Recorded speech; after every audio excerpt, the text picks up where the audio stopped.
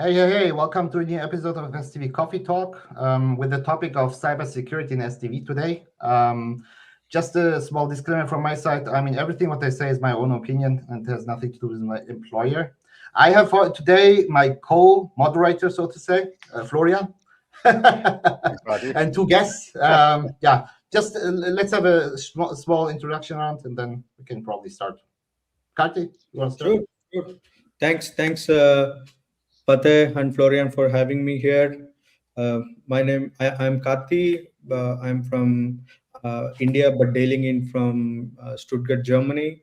I have close to 10 years of experience in the automotive safety and security. I started my work experience with Jaguar Land Rover as a functional safety engineer back in India on the battery management systems and the DAS level 2. Then I moved to Germany. I worked in DEKRA, which is a cybersecurity certification company. I worked for more than 3.5 years for the R155 and ISO 21434 standards and regulations. And right now I'm supporting a couple of tier one companies based in Stuttgart, in and around Stuttgart, on their certification journey, and also closely working with Florian on the OTA, quantum safe OTA updates for the next generation software defined vehicles to make software defined vehicles more secure. Sure, that's All right. So I believe it's my turn. My name is Abdurrahman Mabrouk. I'm an software architect in Intellius. I've been in Intellius for more than 4 years, and I have an overall experience in the automotive industry, almost 10 years of experience, starting from OTSAR software architecture, then switching to the functional safety. I'm a certified function safety engineer, certified cybersecurity engineer, and I'm focusing on the cybersecurity and the architecture and how we can mainly secure our architecture or the zone architecture that is a key player for the SDV. So I believe this is a crucial part that we need to talk about, and this is the main point that we are going to tackle during this talk. So I'm happy to be joining you guys in this talk. Thanks, Mabrouk. I mean, Florian, you want to say something about you? I'll keep it short. I'm in the automotive industry for 20 years. I've been at Conti, Tesla, NIO, and currently as a process consulting, where I'm also working with Conti. I am doing a few projects around cybersecurity, but nothing to the ends of these two gentlemen. So I'm personally really excited for today's talk, and I'm sure I will learn a lot as well. Cool, thanks. Then let's start with a simple question. Actually, I mean, nowadays, in context of SDV, cybersecurity is very popular. I mean, I joined to meetups where people were talking about cybersecurity in SDV context. And so, why this is now so important? Why this was not important in the past? Is there any, what changed? Why we talk so much about cybersecurity in automotive? Kati, probably you can. One simple answer: connectivity. So nowadays, every vehicle is connected from chip level to the cloud level. So every connection is a new attack vector. So that's why we need to treat cybersecurity for the software-defined vehicles as a new DNA, which needs to integrate it from the design phase itself. So that's my view. Okay. Yep. Maybe adding to you, Kurti, that it's a shift from the product security into the life cycle security. You need to secure the full life cycle of the vehicle, starting from the supply chain, from every supplier, for every pit that is contributing to the vehicle itself.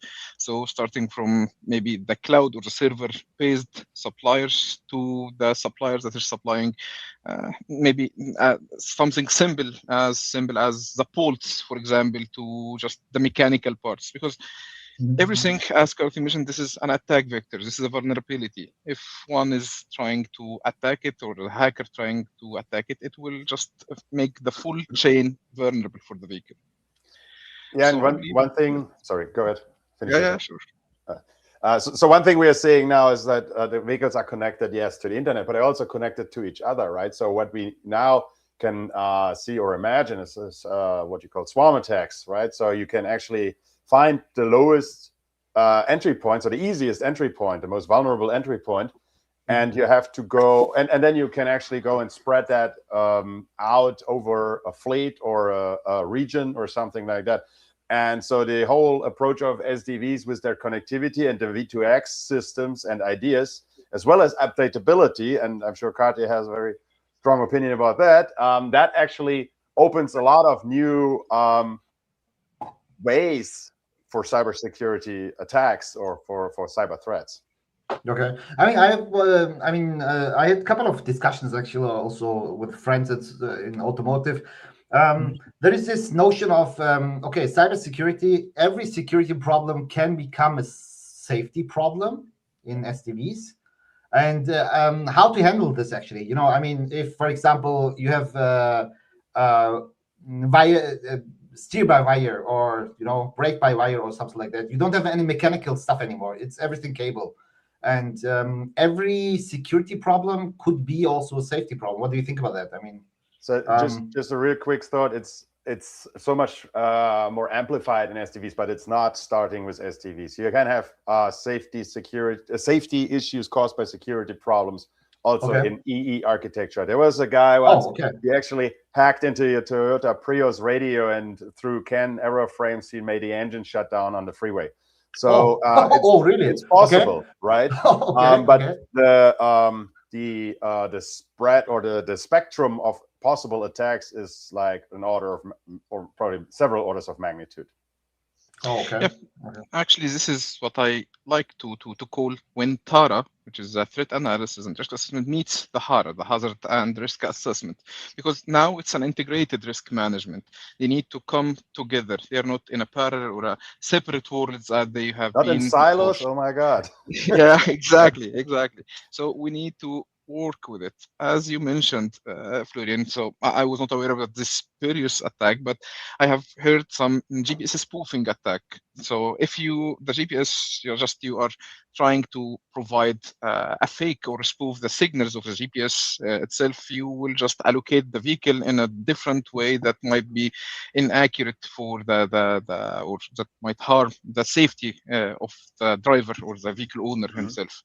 So we need them, we need to authenticate the GPS in order to ensure that the safety requirements are met and the vehicle driver at the end is safe.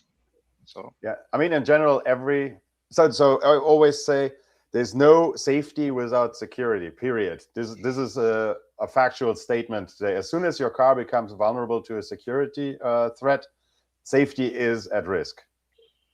I think the industry is also looking forward into fusing the safety and security into a single addressable problem in the future for the software-defined vehicles as well. And if you see the security impact, the first priority is for the safety, SFOP, safety, financial, operational, and privacy. So safety has the more probability and more importance with respect to security as well. So that's why industry is more looking into the fusion of the safety and security into one single processor, one single risk methodology to secure the future vehicles. So I'm seeing the FARA then soon, the threat hazard analysis and risk assessment. I mean, for safety, for example, in Europe at least, there is the standard ISO 26262. I don't know if this is valid in all over the world, but especially in Europe, it's very popular. If something similar also for cybersecurity there in automotive, or connected? I mean, should it be connected actually in future? That you, well, they complement each other. So as the guys mentioned, security is now a safety enabler. Actually, the ISO 21434 was initiated. We can say the start point for it was the ISO 26262. And you can read that. When you read that standard, you feel it is like, oh, that's the brother. Okay. Yeah, okay. Exactly. It's just some sort of a derivative of the ISO 26262. The same process, the same methodology, with some adjustment of course, to meet the cybersecurity. But yes, they are both together. You need right now to have both intact in order to make sure that the vehicle is secure and safe. Yeah, and it's 21448 goes on there too, where you have SOTIF. So those three, Fatih, should always be handled as one like safety security thing. Okay. And are actually, so it's not should be, they are. Everybody I'm working with, they use the whole all three of them. And then Karti, actually, you mentioned R155, because R155 is mandating cybersecurity in European Union. But it doesn't explicitly call out 21434, but I have not seen anybody not using it to achieve 155. No, a couple of OEMs are already got their cybersecurity management systems. So without the certification, they cannot sell their vehicles in the at least in the 57 countries of what is UNEC countries, I can say. And similarly, we have Chinese standards, GB standards, and India it's coming AS 189. It's supposed to release in 2027. I mean, the regulation enforcement should be in 2027. I think they are going to extend to 2029.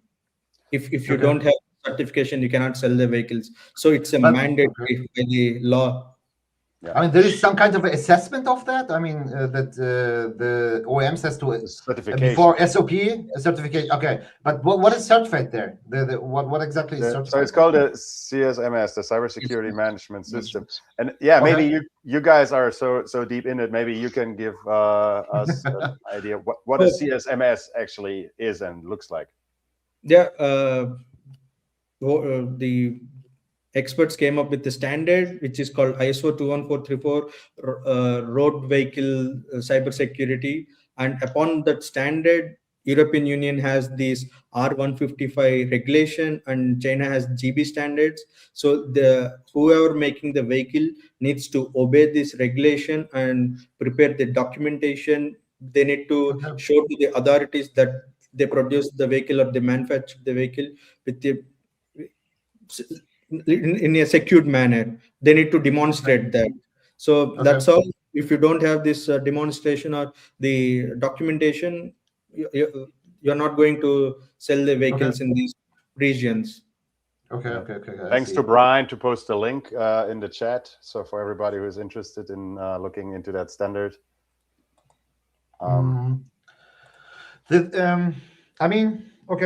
I mean, this is, so to say, more the theoretical part, of cybersecurity. I mean, we have standards, we have to follow things and so on. But how this can be, I mean, in automotive, we have a certain manner of developing software. I mean, ASPICE is usually used as a process from SW1 to 6, and you have certain steps you have to follow and so on. But how cybersecurity could be inbuilt, so to say, that we have at the end, on the system level, have something which is really secure. I mean, is there anything what can be done?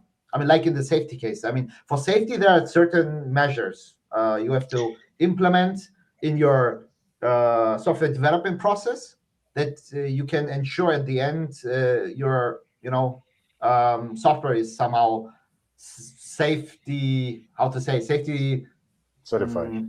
Certified or something like that. Yeah, I mean, but for cybersecurity, I'm not sure. Is there anything like that in place? Before, yes, there is, but there's also ASPICE for cybersecurity. Just letting that. Oh, really? Okay. Okay. I didn't know that. Okay. Right. And this can be how this can be enforced actually in the software development journey. So as Karti mentioned, the CSMS, it's not something that is a standalone per project. It's more about an organizational thing. So your company needs to be cybersecurity certified. So you need to have the cybersecurity culture. You need to have to train your people. You need to include your starting from your IT IT guys needs to be involved with. So it's not only related to the software development for the in-vehicle software, but rather than every part or everyone in the organization needs to be abiding to this. And as you mentioned, in the functional safety, we have the safety case. In cybersecurity, we have also cybersecurity case. We have the cybersecurity analysis and threat analysis and risk assessment, so that we are identifying what might be causing the attack surface, where the attackers might be starting their attacks, what is the vulnerable parts. And as Florian mentioned, this is part of the ASPICE as well. So in the ASPICE, it's not only so you have part extending the ASPICE to comply with the ISO 26262, which is a functional safety, and you have also some part extending so that you can include your cybersecurity measures. You need to take that into consideration while you are making your requirements, your architecture and design, your testing, and that's mainly the main focus or the hard work for me from the software point of view, at least, is the testing. So when you need to have a high level of cybersecurity or a secure design, you need to increase your testing. You need to put yourself or put the hat of the hacker, how he would attack you. So this is the fast testing and the negative scenarios. You need to do a lot of things in order to ensure that your product is at least secure from the vulnerabilities that is known at the moment. Because every day, every time with the rise of the AI, like they are being very, very innovative in hacking the cars and finding a new ways. So you need to just not to forbid it or to just disable it at all. You need just to reduce the impact, to contain it, because it will happen anyways. Okay. But I mean, nowadays with the connected cars, we have not only the software on the car, which is, the car is connected, but we have also backend services, a lot of cloud services running in the cloud. This is also affected by, I'm not sure if, for example, a cloud service is hacked, would this have any impact on the car? Or Of course, if your car is more secured and if your backend is unsecured, then the whole company is doomed. I can say that. So if your backend, vehicle, infrastructure, everything needs to be more safe and secured. And CSMS is not only just the standard; it's entered into the every aspect, every department, like quality, ISMS, functional safety, OT security. It enters into the every department of your company. So that's why OEMs or any other company who is developing a product needs to have or create an awareness that cybersecurity is their superpower. If not, forget about the company within 5 to 6, 10 years. Because sorry, Florian, please. No. Please finish your thought and then I go. Yeah, if any, always prevention is better than cure, right? So you need to create an awareness in the company that you need to treat cybersecurity as the top priority. Yeah, and one thing that every software developer or every automotive engineer now has to understand is like this topic is not going to be the same tomorrow or the day after tomorrow. So safety, you can do your calculations and you put in your algorithms and your mitigations and stuff like this. For cybersecurity, as Mabruk said, the attackers are getting very inventive and they are using the forefront of AI cutting edge tools. So whatever is secure today doesn't change until tomorrow, but it might not be secure tomorrow. So this is something that really has to be there. And what I said earlier in this talk is the attackers usually find their way of the lowest resistance. And the lowest resistance point might not be the embedded software in the car. It might be, you hack the phone and you go through Bluetooth. Might be your own phone, super easy to hack. I mean, you root that thing and you can do whatever you want, right? And you can actually go through Bluetooth. So that's bringing you to things like authentication and, like check of reality. However, there's for sure some fancy terms, what you do from cybersecurity point of view to not fall for spoofed stuff. Yeah. Yeah, and as I mentioned, it's not only for the in-vehicle or what is related to the vehicle. So just imagine you secured your EV vehicle as 100%. You are sure that, okay, no hacker is going to hack anything. You secured the cloud, you secured the auto updates, everything is secured, but you forgot very critical thing, which is the charging station. If the charging stations, for example, is not secured, you are really making a huge vulnerability in the vehicle, because just plugging the charging cable into your vehicle, you have like a new attack surface for the hacker, so he has access to everything in your vehicle. So you need also to consider that. That's why I mentioned it is the full supply chain. It is the full process. Anything Okay. related to the vehicle. Also the from infrastructure, so to say. I mean, the infrastructure, the everything. Okay, but what about actually? I mean, nowadays everywhere is AI. You have it everywhere on your PC and your smartphone, in your car, everywhere. And I think, what is the role of AI in this context? I mean, for example, very well known things are prompt injections. Something like that. Is it also relevant for this in vehicle? Voice assistance systems and so on? Yeah. Maybe I can answer this one because I have been involved in one of the, let's say, case studies for one of our customers, that we need to ensure that the data, or the what we call adversarial attacks for the AI. So we are trying to do, this is a reality that is today, with the AI assistants, they are just doing the automation to have the reply attacks, multiple reply attacks on the vehicle, on the cloud, on the supply chain, that you need to protect yourself against the vulnerability discovery, the social engineering. So they can, for social engineering, previously the hacker is coming to approach you, have months or even years just to break into your trusted circle. But nowadays, just one AI bot can do the job on behalf of the hacker. So they are utilizing that a lot.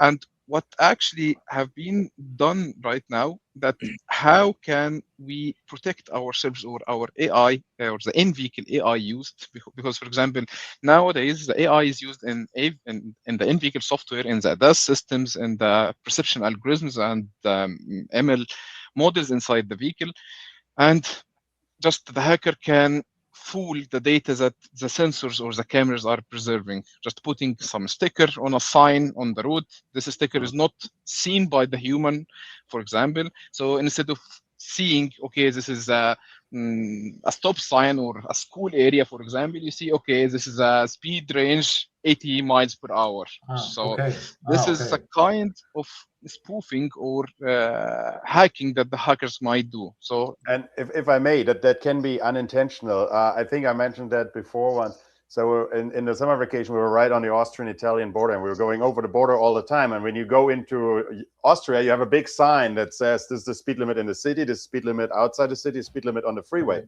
And my rental car read the bottom one, which was 130 kilometers per hour, and automatically put the ADAS system to 130, even though I was driving between two villages. So this is actually an involuntary environmental hack that the car did not detect. So it can happen consciously or unconsciously. That's what I'm saying. So so this is a great example that this is actually have been done unintentionally. Imagine when a hacker is just intentionally trying to do that. So so it's funny that most people think a hacker is wearing a black hoodie and is like hacking stuff in the keyboard, and in the end is pressing enter, right? That's not really how it works in the real world. So there's a vast variety of things. I'd like to take a quick turn here because I think a lot of people dial in because they want to hear what's up with this quantum computing, what's up with the future of cybersecurity. Before we go there, I want to look back. So on the way into this call, I asked my wife, like, what would you ask them? And she's like, how about the legacy stuff? Because we have so many products out there which are built already out on the streets, and they were not secured with the CSMS, and they were not retrofitted, but they're actually they are connected. My e-call is out there for years, right? So they are connected. Is there anything happening around legacy that actually, protects the cars which were built between 2015 and 24, let's say? I believe this is something that no trend that has been, or no standard that has been followed by most of the OEMs, because this is the transition from a process compliance part, which is the legacy ECUs, to an architecture maturity that you need to ensure everything is future proof, let's say. It's uneven across different programs within the same OEM even. So it's very hard at this time to determine that the standard way or the preferred way that the OEMs is doing.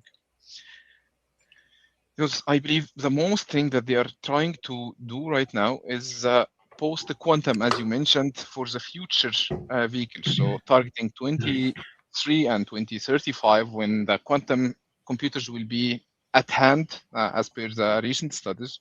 So I believe this is something that is now of interest for all OEMs. But again, it's not just okay. Yeah, we have the compliance on the process, but we need to future-proof our architecture and our design in order to like avoid any vulnerability in the future. Yeah, and I think this question from Brian, by the way, Brian, was great seeing you at CES. The question from Brian here fits right into that. Maybe Karthi, you want to take this one? Yeah, I can say at least quantum security is not for the future. It needs to be implemented or designed right now. From tomorrow onwards, the OEMs needs to consider this post-quantum cryptography or quantum safe security, because whatever they are building today have the lifespan of next 15 to 20 years. So if quantum computer comes available to the public within 2 to 3 years, let's say, the cyber attacks or the quantum attacks are inevitable. So that's why the OEMs needs to consider the quantum security in the design principles from today itself. I can say that. So And since we have a few viewers always who are in their early stages of their career, they might not even understand anything you just said. So can you give like a quick explanation for the newcomers? What's with the quantum computer cryptography and quantum security? Yeah, it's a little bit hard right now. The cryptography stuff like RSA, ECC, and other are inevitable, and they can easily hack when the quantum computer comes. So NIST has given some standards, referred some cryptography algorithms like Shor's algorithm can break this. So they have given instructions, or not methodology, I can say the instructions how to implement this post quantum cryptography into the infrastructure itself. So basically the point is that quantum computers, when they become available, are so extremely more capable that everything we know today, like a password or whatever, is just like hacked in milliseconds. Is that basically?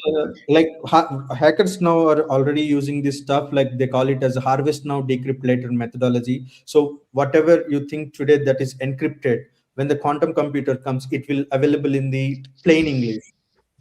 So that's why they need to have the post quantum cryptography or quantum safe security in their design principles from today itself. Yeah, because for RSA or ECC that is widely used in the cryptography nowadays, it takes years and years, maybe hundreds, thousands of years to resolve one of the math-based problems. Because at the end, this is hard math problems that needs to be resolved. So using the most powerful computer nowadays that is available at hand with any guy, so it will take years, hundreds of years, thousands of years to resolve one of these RSA or ECC encryptions. But with a quantum computer, this is just a matter of minutes, hours, maybe. Yeah. So that what would take a hacker 1,000 years, it will be just less than 1 hour, and he will crack the cryptography. And as Karthi mentioned, that is not for the upcoming 5 to 10 years, for example, because if this happens within the upcoming 5 years, like we will all be vulnerable to the cybersecurity breaches. Yeah. Okay. Given that the cars that come out in 5 years are in development right now, so that's for sure. So the big question, you two, is then, what can we do against that?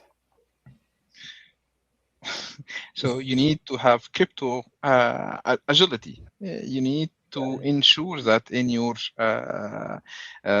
design, instead of using the default RSA or ECC, for example, you need to use some post-quantum cryptography algorithms that actually have been available at the moment.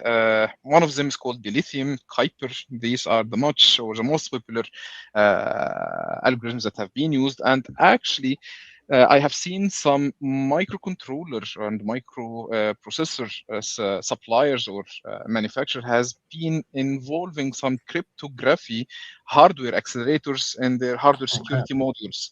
So the hardware itself is being evolved and in like to support the post-quantum cryptography. So it requires more and complex like CPU capabilities, memory capabilities, because it's longer, it has a larger keys, larger signatures. So the microcontrollers suppliers themselves have a dedicated hardware to support this crypto agility. So is it like what I have with my password was originally 6 digits and now they ask 8, then 10, then 12? Is that just like a race that you make it more complicated to crack? Or is at one point there also some sort of silver bullet that you say, no, we are doing something more dynamic and we are changing, codes or exchanging, at one point when the seed and key stuff came up and it replaced the traditional, just like generic passwords or identification. So at one point, instead of just making it more and more complicated to figure it out, is there actually a way to take a turn somewhere and come up with a different idea of security?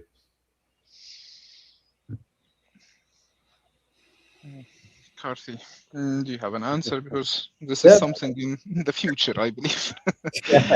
Right now, the who are developing the hardware needs to keep in mind that crypto agility plays an important role. They need to develop hardware with respect to this, and to secure the current and as well as the let's say legacy systems, the crypto agility and the algorithm changes in a timely manner. It is the best option right now, I can say, as of now. And quantum computer, it will come into the public hands, but quantum computer breaks the trust of what we have building right now today as a digital trust. It will for sure break it.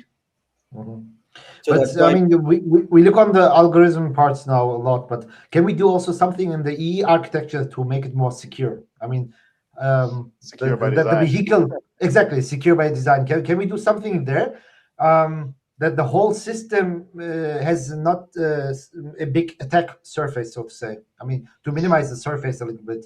What has to be changed in the EE architecture?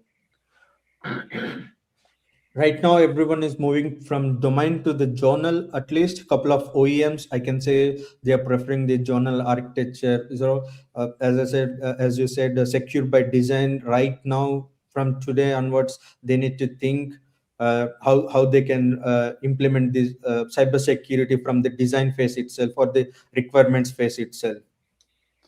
Yeah, I mean, one thing, sorry, just a really quick thing.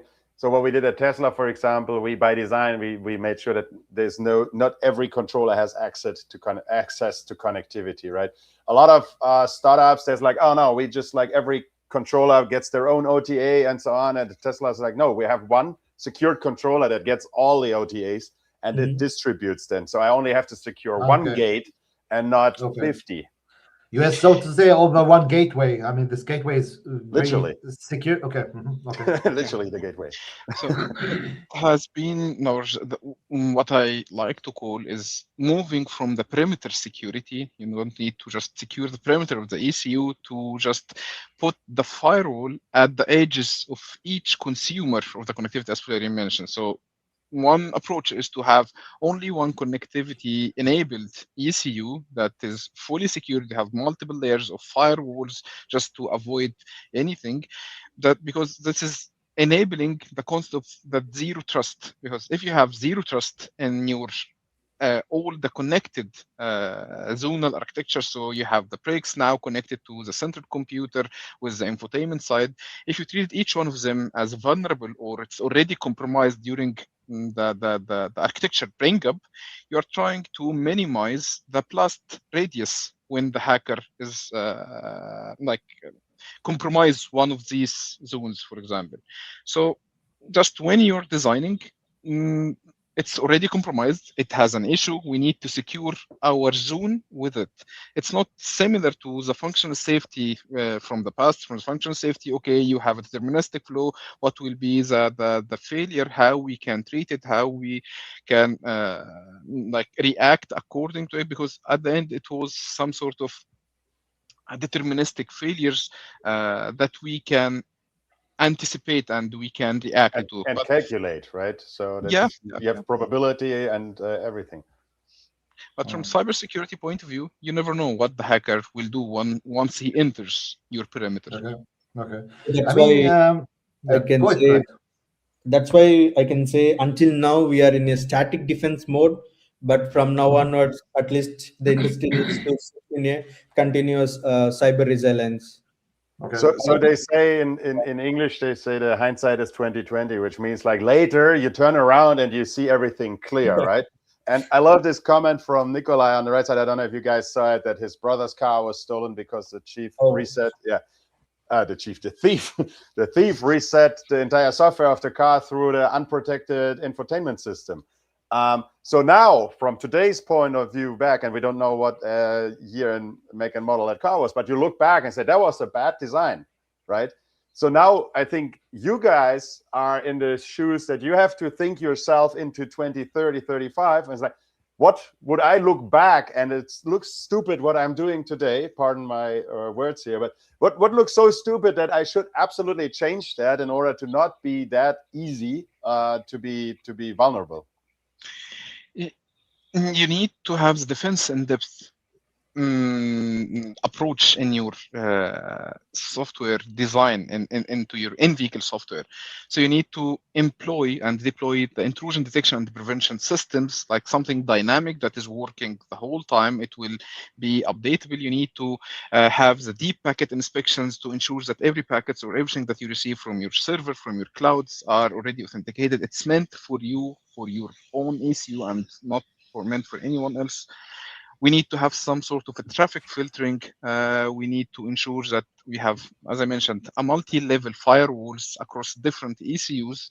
And of course, with the auto updates, we don't need to just delay the auto updates, because delaying the auto updates when it's pushed from the OEMs, just similar to leaving your door, your car vehicle, your car door open in a bad area of the city. So, okay, you are saying to the thief, okay, please have it and goodbye. So we just need to secure that. This is from the consumer point of view, to be updating or accepting or doing the auto updates frequently. This matters because we are trying to reduce the attack surface or attack segments a lot. We need to have the faster threat detection and response. And as I mentioned, we need to reduce the blast radius. If one zone is vulnerable, then it needs to be contained here. We need to react here. So infotainment, so reflecting on Nikolai's example here, if the infotainment is hacked, then we need the infotainment to be isolated on the overall vehicle. So the hacker won't be able to get into the central ECU to get the engine running and so on. So this is what we are trying, or what we mean by secure by design, securing your architecture in order to avoid such things. But you had a very good point, and actually Andrew's comment plays right into this. You also have to continuously detect and monitor, detect and report and act, right? And this is something that a lot of car makers still have to get used to. I cannot put a solution in place that will detect that and then it's done. So if I detect something that I haven't considered before, then I actually have to feed that back into some sort of system, and I have to, develop something to prevent this kind for the next time and stuff like this. So there's this like do, act, check kind of like DevOps loop that you really can't avoid now anymore because it's not optional.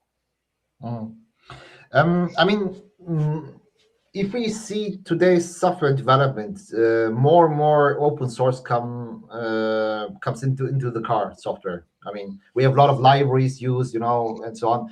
And these open source projects are available for everybody. And does open source make vehicles more unsecure, or is it? What is your take on that? I mean, because open source cannot be avoided anymore. I mean, it's everywhere, like AI, and open source means the source is available for everybody, also for hackers, for good, for bad hackers, and so on. They can look into the code, try to find some, security holes. What do you think? I mean, is this another attack surface? Yeah, of course, OSS is a new attack surface, I can say. OSS brings a lot of speed into the software development, or at least into the development of new features, but it also brings a lot of supply chain issues and supply chain risks. So that's why the OEMs, or the who are integrating the OSS into their infrastructure, they need to scan the all the code before integrating into their infrastructure, and continuously monitor the OSS. That's why, like back in the days, we have in IT, we have cyber threat intelligence for the IT systems. Right now, we also need the OEMs and suppliers also need the cyber threat intelligence, where it will monitor the entire code or entire infrastructure continuously, and give them the at least alerts. What is the code, what is the change, what is the version number they are using. At least this CTA platforms needs to be more evolved in this software defined mobility, I can say. There is a good need of CTI in the future, I can say, from the OSS perspective. So the important thing is here that the car makers will also close the loop. I mean, I had a post that went viral a couple of weeks ago because a lot of people actually did everything we were talking about. So they did their job for analyzing, detecting, monitoring, solving, and so on. But if the loop is not closing and the fix doesn't reach the vehicle of the customer, none of this matters, right? And especially when you have cyber attacks, you cannot talk in months. You have to basically start talking in hours if you have like the big one coming, right? And in that case, the loop has to be oiled, primed, and ready to go, and not the first time that a fleet-wide OTA is sent out is when we have the fire of hell is bursting, right? Okay. And adding to what you have mentioned, Guy, that right now we are introducing the fact or the point of software bill of materials. Previously, we heard of like the hardware bill of materials, but nowadays we are getting towards the software bill of materials. We need to know the standardization for this. It's not a static thing that this is at one time and you are not going to update it. This is a dynamically updated list that we need to trace back to every bit of our software, who has contributed, what, where it's implemented, where it's integrated, how it's used. Because nowadays, a lot of organizations are trying to standardize, for example, the cybersecurity layering implementation. For example, Eclipse SDV group, they're trying to do that. So this is in order to make everything available for everyone to share the cost, because having the cost burden or the financial part, this is something huge on the OEM himself to do this cybersecurity part. So this needs to be considered, needs to be handled carefully, because at the end, it's something that, as you mentioned, Fatah, it's already available at hand, similar as AI. So instead of doing the effort, I can just download it, use it, and integrate it. But is it, I mean, for example, if you use thousands of libraries, in your ECUs, infotainment, ADAS, whatever, and there are databases in the internet where you can see the latest, greatest CVEs found, and there are found some CVEs in some libraries. Is it actually realistic to think that the OEM is able to update immediately this? And I mean, because we have so many issues in automotive, I'm not really sure if this is so easy to OEMs to react fast on that. I mean, I'm not really sure first of all, I think it's important that you don't use open source software from the head or from whatever you call it, master or trunk. So where everybody is contributing. Especially when you go into a car where you have safety relevant functionality, you have to fork out and you have to clean that and you have to make sure you have the right parts. And this is where actually a lot of AI tools are being developed. As a matter of fact, we're looking into developing one as well right now, where you can actually I wouldn't say certify, but analyze open source into Scan detail. for vulnerabilities, maybe.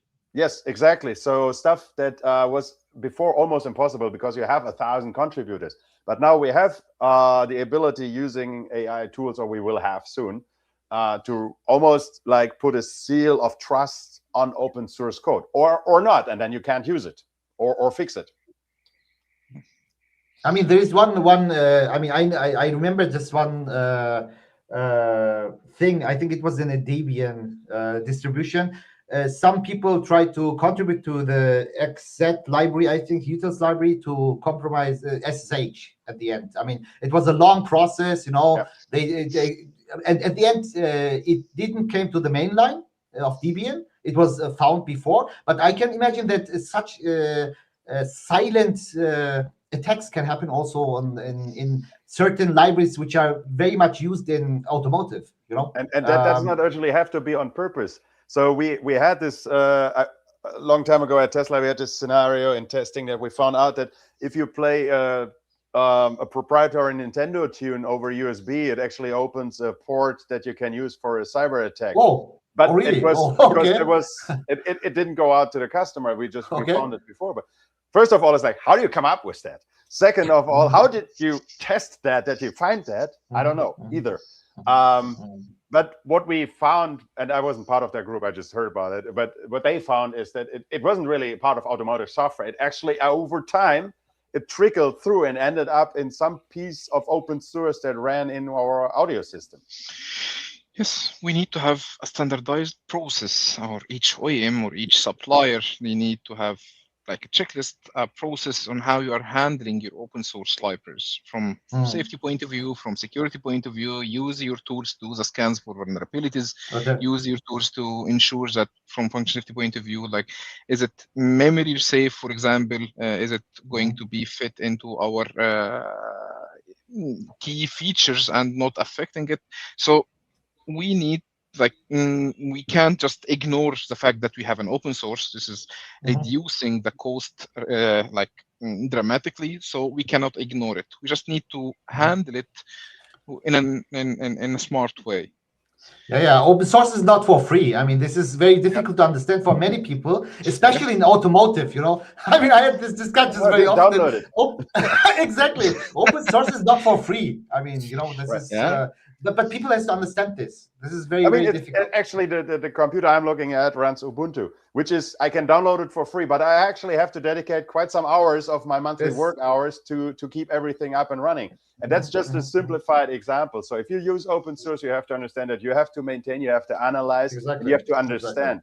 But I also want to say that, like, professional open source software is not the Wild West, right? So there's a lot of change management going on. There's a lot of configuration management going on. But of course, you gotta at one point clean it up in order to use it in a commercial project or product. Florian, recently we had a discussion on the rise of cyber attacks in the automotive. Have you also considered this open source for this rise that you mentioned? Around 6,000 attack vectors were mentioned. So that wasn't my number. I just quoted a guy who was giving a talk, but he explained, and yes, for sure, it's the complexity of the system. It is also the different contributors to the system. And let's not assume that somebody actively tried to do that. Obviously, that's a risk as well, but there's also like the involuntary like threats you bring into this. So it was 6,000, the number 6,000 times the threats, not attacks. So he's like, he did a calculation that because of all the different angles of attack compared to an EE architecture, you have like 6,000 times more angles or more threat opportunity. That doesn't mean that they all exploited. And for sure, open source plays into that, but the same as the complexity of the system, as well as the connectivity that we all cherish and want. Because I wanted to add something on what Mabruk said earlier, is we have to do all this like securing and extra firewalls and so on. But one thing we must not forget, for the customers, we cannot slow down anything we're doing, right? So you cannot secure everything and then say like, oh, but your car will have like 1980s behavior when you change the volume or something like this. So everything has to be as fast as it is plus the added cybersecurity on top. There is an interesting question actually. Vishwa Open mentioned source. open source scan is already a checklist point in many companies. How will a new process might help? I mean, is there any regulation actually from the process point of view how to deal with OSS? I mean, in automotive, I don't think so, right? I I mean, guess there is a standard, not a regulation. Uh, Companies who are using the free and open source software needs to pass this standard. I forgot the standard name and number, but couple of companies are already having this standard in place. They need to develop internal policies, how they are using it, how they are collecting information from their suppliers, what the open source or pre-open source software they are using in their libraries. okay. All they need to get the information. Yes. Okay. I But mean, I that's forgot part the of the cybersecurity assessment for suppliers as well, that you have to list up all this kind of stuff. But I think there's two different things, right? One is the what are you using, and the other one is how well do you understand what you're using? How well did you actually look into that? And that's getting challenging. I mean, no kidding, right? But it is going to happen. So you can't, as an OEM, you can't lock the door and say, I will not join the OSS, the open source software train, and I just like ignore it and I will build everything myself. This is not going to be efficient, neither financially, nor from productivity point of view. Okay. But it doesn't, just an add-on, it doesn't have to be open source to everybody. You can also have shared open source projects where you are working on with a larger group, but it doesn't mean that you can just like, go on Git and contribute a malicious file to it. Yeah. But You never know what will happen in the future, because previously, like maybe 5 or 6 years ago, you never know that we would not imagine that there will be a specific standard on how you can like have a safety in your AI and ML models that you use in vehicles. Because nowadays we have the ISO pass 8800 that is standardized for how you are going to treat your AI, the trained data that you are feeding to your ML models inside the vehicle. So this is some sort of a standard that has been like introduced to the world due to the fact that this is a fact that we use AI and the algorithms that we for the ADAS systems specifically. But in the future, when the rise of the open source will be happening, I believe we should see some sort of a standard that is going to regulate or have this checklist standardized across all the customers or all the OEMs. This is also my expectation actually. I mean, because at the moment it's a wild west somehow regarding OSS. Everybody's using something, especially with Linux. Linux became very popular in the recent years in automotive. Everybody wants to use Linux somehow, but Linux is not was not designed for automotive or for safety or things. But now it becomes very popular. And I think we need some kind of a regulation how we deal with such things. I mean, so does anyone know? And that's a question actually to everybody who is watching as well as who is in the room. If anybody knows somebody who is working on something like this, please put it somewhere in the comment or let us know. Shoot us a direct message. And then Fatih, obviously the interest is high on this whole topic, so we should definitely find some folks from the open source community and get them here for one of the next talks and see what they are thinking. Well, not only for CS point of view, just in general, open source is a very, very interesting topic. I mean, there's one question here from Adam. How about the So the IDP, or the intrusion detection and prevention system that we need to deploy inside the ECUs that we are having at the moment or the future ECUs, just to be, as I mentioned, like agile or cybersecurity agile, because we need to detect the intrusion, how the attacker or the hacker is going to breach our system, how it's going to do that. We need to ensure that the intrusion detection system will listen to the vehicle communication. It's sniffing all the paths that can be detecting what's happening, to have the monitoring for that in order to have the detection of the failure. it's kind of, we need to have like the detection methodology itself. Maybe we can have some signature based, some rule based, some filtering. Maybe we can in the future even have some AI based to have some to monitor the behavior of the bus. Okay, we know that the bus in the normal scenario will be working as this way, so this AI model will detect, okay, if there is an expected behavior in the bus activities that might lead to, okay, there is an issue here, we need to monitor that, we need to identify that, and then we need to report and response, reporting to the, for example, to the car owner or the driver. Okay, we have an issue, we have vulnerability, please check that. Maybe he can just submit a report for the engineering team through the cloud, for example, to do a remote diagnosis. Maybe he can go to the garage. So I believe the intrusion detection systems nowadays, which is a traditional thing that we use into our web browsing, for example, it can be easily implemented, and actually it's already implemented into the vehicles nowadays. I think what Adam had in mind was probably something like when you go on a website that doesn't have an HTTPS and you get a warning, and it's like, are you sure you want to do that, right? So something like that, the system's like, oh, I might not accept that because it is, and I might reduce function because I cannot be sure, something like that. Then you go into your DevOps loop. Okay. I mean, is there anything from, I mean, Kati, you told that you used to work for DECRA, right? I mean, is there anything from these institutions actually there for some kind of a certification or something mandatory at the moment? Or, I mean, some checks from the these TÜV or DECRA or something like that? To be frank, I didn't get the question first of all. I mean, actually, sorry, let me answer first. Yes, and second, the question is what kind of mandatory certification can actually help for the cybersecurity. So in Europe, you have to have that. Is it cybersecurity or OSS? Because I thought that he might be talking about OSS. Sorry. Yeah, okay. I might read the question wrong too. Then. Yeah, because yes, I also understand this in the cybersecurity context, but Marouk, you're right. Probably it's for OSS.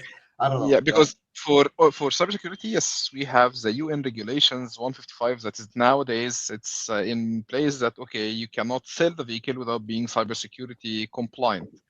This is something that we have nowadays. For OSS, I believe we don't have. I'm not sure, to be honest. But it's definitely an option, and this is actually something we at Process are working on. How can you actually get a quality report on open source software? Okay. I mean, you're scanning and providing some report, or correct. This is exactly what we do nowadays. So we are scanning the software in order to detect any open source code that has been used. If there is any has been used, we need to trace it back to the source, check the licensing, check that it's not vulnerable, to do the scans and so on. Because you cannot control all your developers when you are an OEM. You have multiple suppliers, multiple tier 1s, tier 2s, and so on. So you need to do the scan. You need to provide this OSS compliance, or that your software, for example, is free from open source software. Back in the days, we were providing this, doing a scan. If there is a single function, for example, has been reused from from previous Stack Overflow, for example, or something like that, it needs to be justified. Where is the repo? Is it licensed? Is it secure? Is it safe? Is it okay to be used? And so on. So I believe this is still in place, and maybe in the future, or maybe as any of the audience know, someone is working on a standardized OSS checklist, for example, to be very helpful. Yeah. I mean, I have a small question. Who in this ecosystem, who is liability if anything happens on the free and open source? This is exactly the question at the end. Who is liable for that? That's the financially, technicality wise. Every OSS will have support from the community for next 3 to 5 years. Then after that, that's the main question. So basically, I think at one point, as I mentioned that earlier, you have to, as an OEM or whoever is using it, you have to fork out and you have to take over responsibility for it. So that is, from my point of view, because cars have a lifetime of 17 years, give or take. and UNECE demands 15 years after end of production for cybersecurity updates. So we're talking about long term, right? And it is definitely something you have to keep into consideration, because if you take software OSS now and you put it in, you have to own that for 25 years. Exactly. Yes. Yeah, I mean, thanks for this. I mean, the time is up. Actually, probably final words from your side. I mean, the time. I don't know when this 1 hour just passed. It's a very interesting topic. I would like to continue, but our time is over. Do you want to just mention some final words? If yes, feel free. Otherwise, Yeah, from my side, for the audience or for myself, continuously aware that cybersecurity is the superpower that you need to build within in your DNA, either to make your life more safe and secure, reliable, or the work environment where you are working. So keep in mind, keep in consideration that your superpower is the cybersecurity. So Very that's thanks. the I can say to the audience, or at least to myself, that I need to be always aware. Thanks. Yeah, maybe I can say that nowadays we can distinguish between a vehicle and a computer, because now the vehicles are turning into computers or some software on wheels, with this maybe hundreds of millions of lines of code. That is massive responsibility to be accountable for one person or one entity that should be accountable for this. So cybersecurity, previously it was only an IT issue. Now it's functional safety issue that we need all to take care of it. We need to ensure that it's inside our DNA, as Karti mentioned, that it's inside our architecture, from the very small sensors that we are using to the massive HPCs that is doing the full computation, and the supply chains. And the OEMs, I believe, shouldn't applied to the hackers, because this nowadays we have the ransomware attacks, and they are asking the OEMs to pay for the ransom and so on. So we need to be as resilient as much to this cyber attack. So we need to raise the awareness about the cybersecurity and its main rule, and to avoid any adversarial attacks that might happen in the future.